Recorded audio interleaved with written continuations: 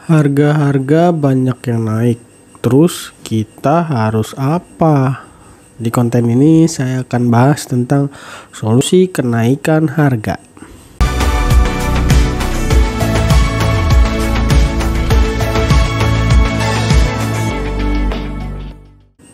Halo, Haryo di sini ketemu lagi sama saya. Seperti biasa, saya akan membahas seputar investasi, pengelolaan keuangan, dan juga bisnis yang tujuannya untuk bisa bebas finansial.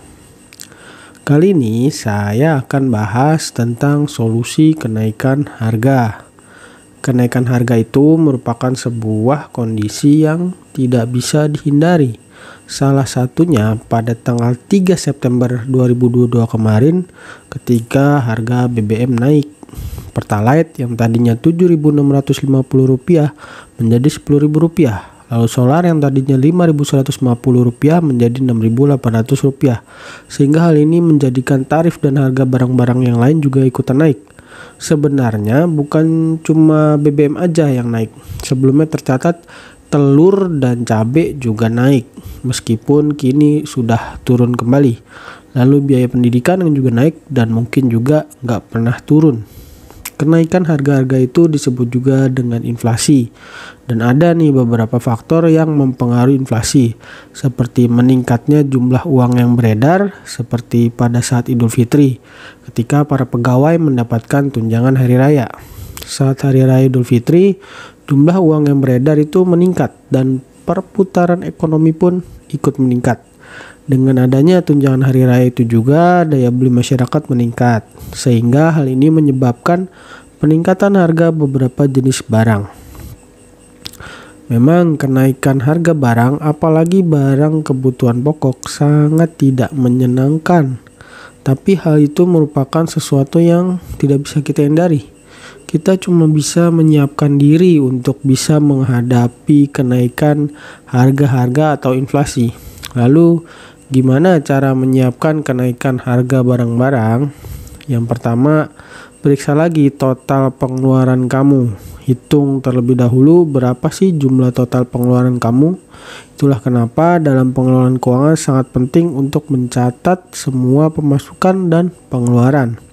Sehingga kamu tuh tahu mana pengeluaran yang memang penting dan mana pengeluaran yang sifatnya kurang penting. Setelah itu kamu bisa buat tuh skala prioritasnya. Yang kedua, menabung dan investasi. Menabung dan investasi merupakan hal yang sangat penting.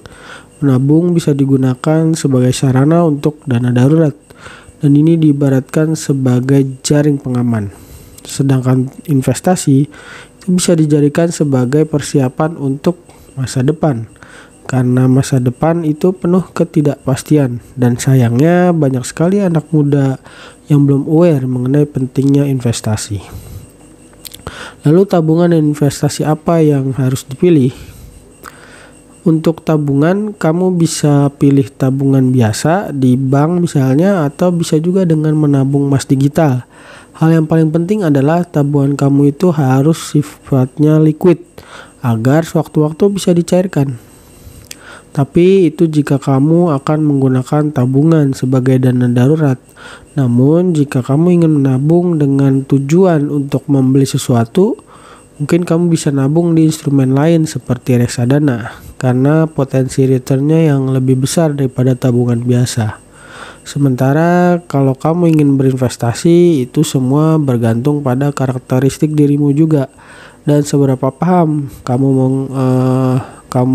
pemahaman kamu itu tentang investasi.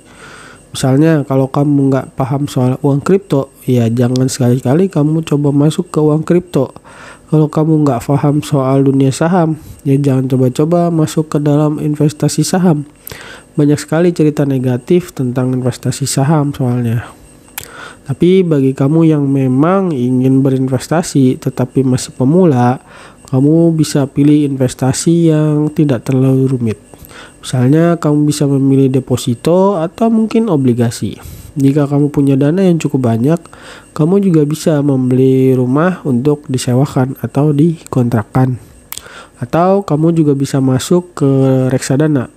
Untuk awalan kamu bisa pilih reksadana pasar uang, karena reksadana pasar uang merupakan reksadana yang potensi kerugiannya itu paling kecil jika dibandingkan dengan reksadana lainnya.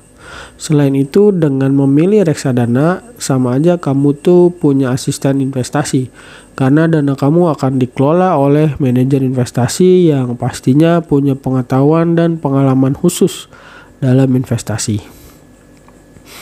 Lalu yang ketiga, kamu bisa mencari tambahan pemasukan.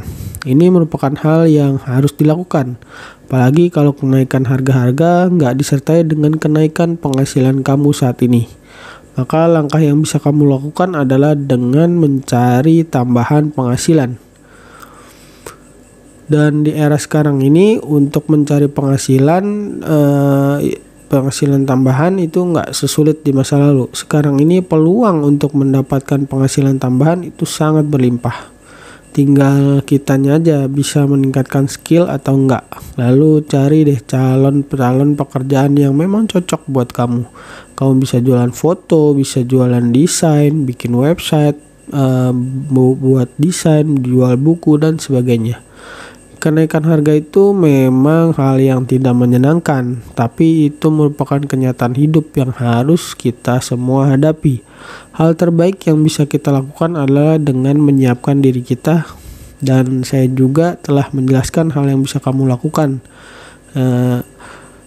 dan sebagai persiapan untuk menghadapi kenaikan harga atau inflasi. Oke, sampai di sini pembahasan tentang solusi kenaikan harga. Sampai jumpa di konten berikutnya. Dah.